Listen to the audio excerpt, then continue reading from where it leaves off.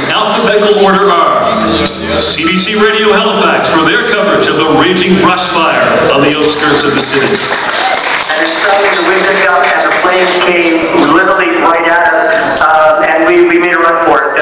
There were two houses, him and his neighbor.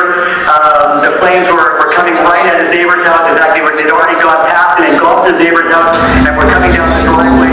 Also nominated is CBC Radio Newfoundland and Labrador for their reporting of the Cougar helicopter crash. A developing story this hour, a helicopter with 18 people on board has gone down off the Avalon Peninsula. The Search and Rescue Center in Halifax confirms Cougar helicopters flight 911 sent a distress call at 9:18 this morning.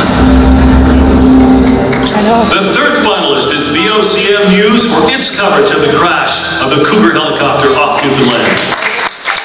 VOCM First News.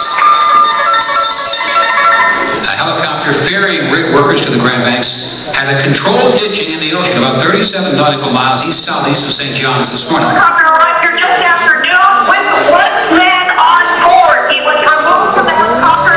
The three final candidates on television is for continuing reports on the European embargo of seal products. Je suis tout à fait outré d'apprendre ça. Je pense que c'est tout à fait irresponsable et ça ne va certainement pas régler le problème. Les groupes de défense des animaux disent qu'ils font eux aussi l'objet d'intimidation. Also nominated is Joan Weeks of CBC Cape Breton for her coverage. And one man could not afford critical brain cancer. Patrick Hinkley's brain tumor was diagnosed 20 months ago. His doctors say the chemotherapy drug Temidol is the only thing keeping him alive. Temidol costs $30,000 a year, and the government covers it for only 6 months. I've lived my life. My kids never lived after they're still young. My wife